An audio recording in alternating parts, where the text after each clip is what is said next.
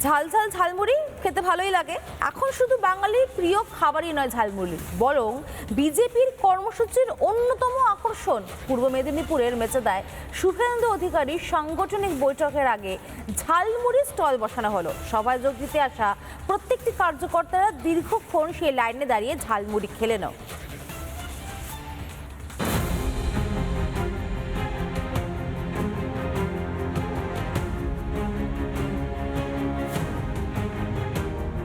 সর্ষের তেলের ঝাঁঝালো গন্ধ, সঙ্গে কুচনো পেঁয়াজ, লঙ্কা আর আচারের মশলা, এমনই হরেক উপকরণের মিশেলে তৈরি জিভে জল আনা ঝালমুড়ি। আর যে স্টলের সামনে লম্বা লাইন, এই ছবিটা পূর্ব মেদিনীপুরের মেচেদার। শুভেন্দু অধিকারীর সাংগঠনিক বৈঠকের আগে বিজেপির উদ্যোগে খোলা হয় ঝালমুড়ি স্টল। আজকে আমাদেরকে সমস্ত পঞ্চায়েত সমিতি এবং জেলা পরিষদ সব মেম্বারদেরকে মুখ্যমন্ত্রী সবাইকে এখানে ডেকেছে। এখানে আমরা এসছি মুখ্যমন্ত্রীর কথা শুনবো, আর আমাদেরকে ঝালমুড়ি খাওয়াচ্ছে, আমরা খাচ্ছি। বিধানসভা নির্বাচনের প্রচারে ঝাড়গ্রাম সফরে এসে রাস্তার ধারে দাঁড়িয়ে ঝালমুড়ি খেয়েছিলেন প্রধানমন্ত্রী নরেন্দ্র মোদী। भाई हमें अपना झालमुड़ी खिलाओ। हाँ, अच्छे वाला कितने का होता है? 10 20। हाँ, जो भी है बना दो। आप प्याज खाते हैं, दिमाग नहीं खाते हुए।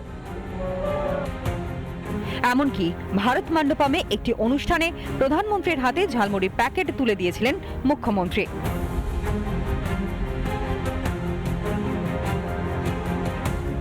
অনেকেই বলছেন বাংলার ঐতিহ্যবাহী এই খাবারের সঙ্গে আবেগও জড়িয়ে রয়েছে।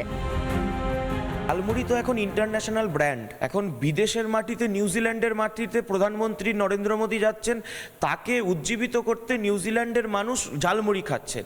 বাংলার একটা খাওয়ার, একটা প্রচলিত, যা আম বাঙালি সাধারণ মানে যে কোনো অকেশানে সকাল সন্ধ্যে নিজেদের মধ্যে আড্ডা মারতেও খায়, সেটাকে একটা ব্র্যান্ডে ইন্টারন্যাশনাল ব্র্যান্ডে পরিণত করেছেন নরেন্দ্র মোদী। ঝালমুড়ি এখন যেন বিজেপি নেতা কর্মীদের কাছে একটা আবেগ। মুখ্যমন্ত্রী বৈঠকের আগে ঝালমুড়ি যেন হয়ে উঠল টক অফ দ্য টাউন। একটু আড্ডা, একটু মশলা আর একরাশ উদ্দীপনা। রিপাবলিক বাংলা।